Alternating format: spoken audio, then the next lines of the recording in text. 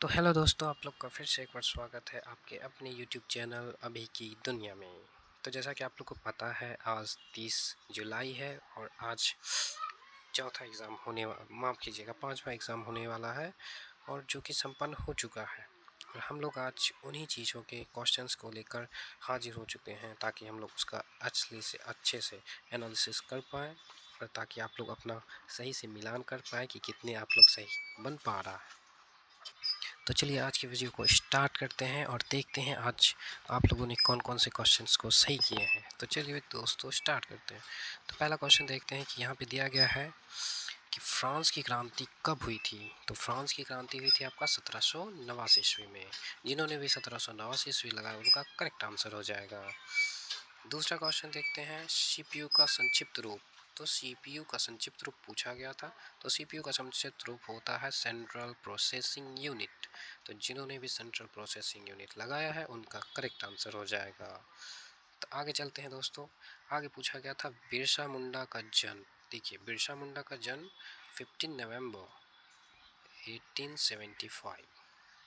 इन्हीं के जन्म दिवस पे आपको गौरव जनजातीय दिवस मनाने का शुभ अवसर आपको प्राप्त होता है। तो चलिए आगे चलते हैं। आगे का क्वेश्चन है गरुड़ ध्वज स्तंभ। एक गरुड़ ध्वज स्तंभ है जो प्राचीन है, वो स्तंभ कहाँ पे स्थित है। तो ये विदिशा में है जो कि आपका मध्य प्रदेश में है, यानी एमपी मतलब मध्य प्रदेश। तो चलिए आगे चलते हैं।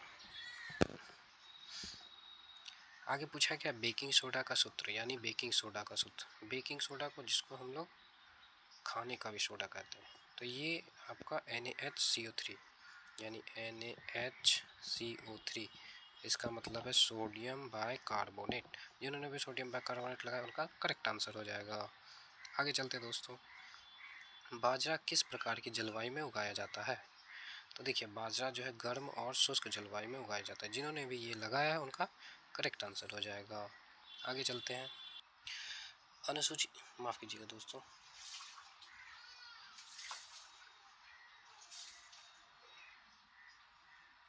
चलिए आगे चलते हैं।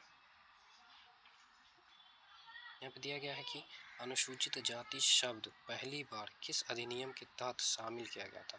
ये जो अनुसूचित जाति शब्द है इसको पहली बार किस अधिनियम के तहत शामिल किया गया था। तो भारत सरकार अधिनियम जो आया था 1935, अधिकतर चीज इसी से उठाया गया है। तो भारतीय सरकार अधिनियम या भारत सरकार अधिनियम 1935 जिन्होंने लगाया का करेक्ट आंसर हो जाएगा। आगे चलते हैं दोस्तों।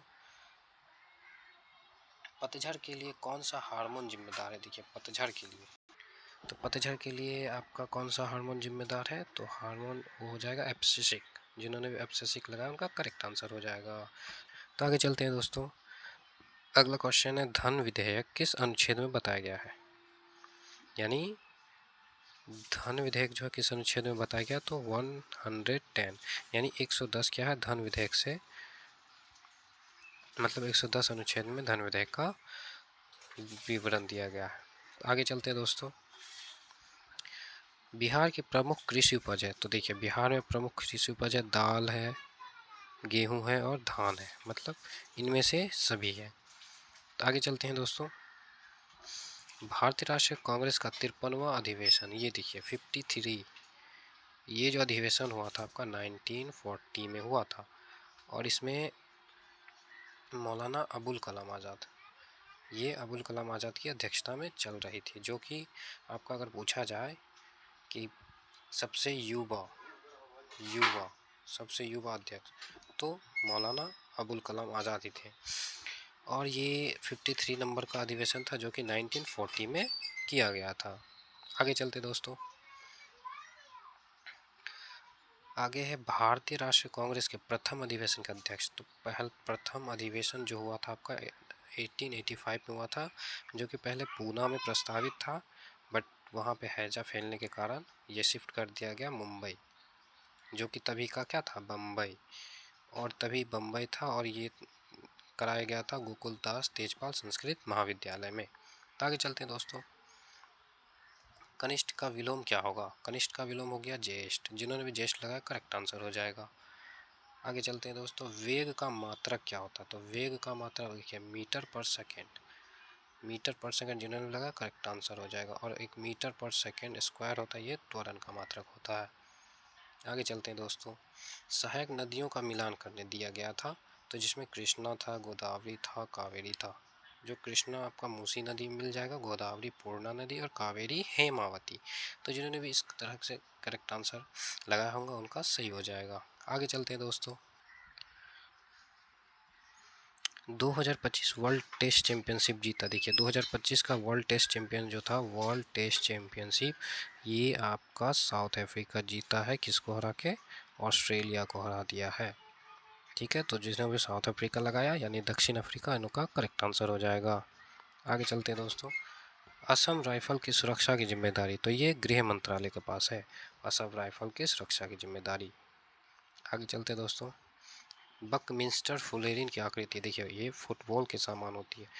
ये बकमिंस्टर फुलेरिन की आकृति एक फुटबॉल के समान होती है। चलिए दोस्तों आगे चलते हैं।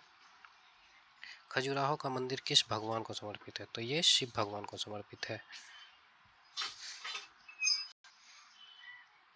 शिव समुद्रम जलप्रपात किस राज्य में है? तो ये कर्नाटक में है और ये कावेरी नदी पर है। और ये शिव समुद्रम जलप्रपात जो है भारत की दूसरी सबसे बड़ी जलप्रपात है। अब आप लोग कमेंट में बताइए कि पहला जो सबसे ऊंचा जलचर जो है भारत में जलप्रपात, वो कौन सा है। आगे चलते हैं दोस्तों। ओम बिरला ने कितनी बार शपथ ली है? तो ओम बिरला जो ये दूसरी बार शपथ लिए हैं लोकसभा अध्यक्ष के लिए। तो जिन्होंने भी 2 बार दिया है उनका करेक्ट आंसर हो जाएगा। आगे चलते हैं दोस्तों। यहाँ पे दिया गंडक किसकी सहायक नदी है?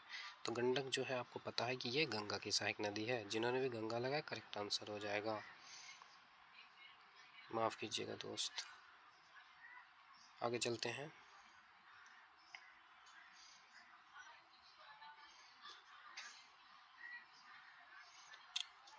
चंद्रमा पर मानव को पहली बार किस यंत्र द्वारा मानव को पहुंचाया गया था?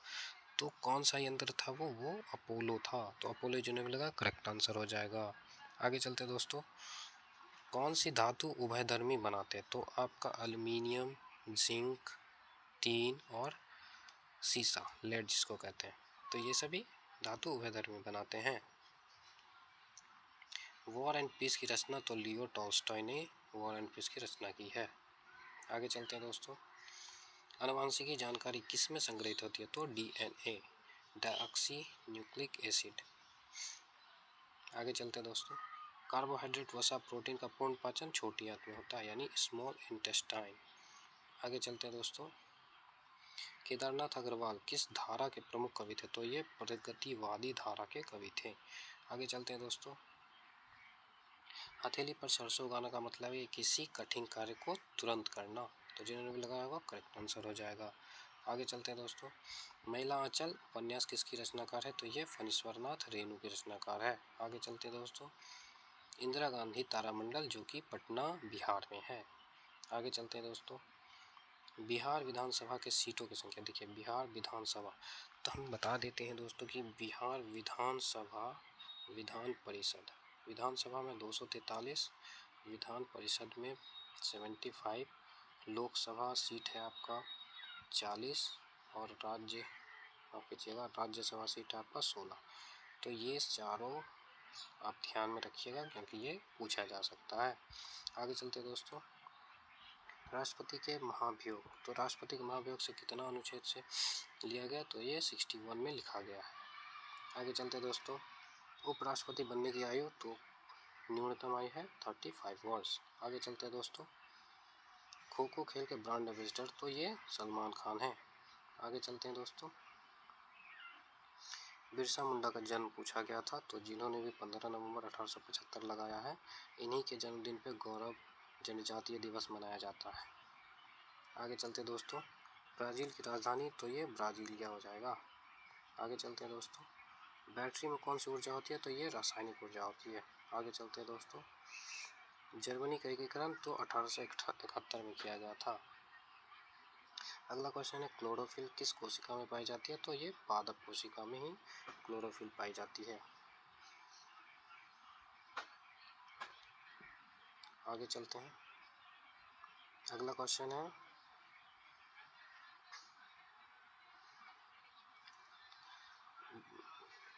अरावली पर्वत किस राज्य में? तो अरावली पर्वत कह रहा है तो ये राजस्थान में जाएगा, जो सबसे पुरानी पर्वत श्रृंखला है।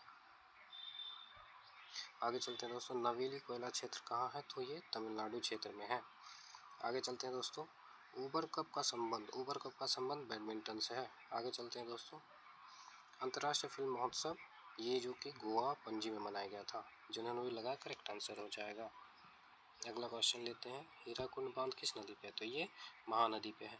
आगे चलते हैं, कार्बी एंगलोंग पठार जो कि आपका भारत के उत्तर पूर्वी राज्य से संबंधित है। आगे चलते हैं दोस्तों, उच्चारण संधि विच्छेद यानी उच्चारण का आप संधि विच्छेद करने को कहा गया था। तो जो उच्चारण जिन्होंने लगाया करेक्ट आंसर हो जाएगा।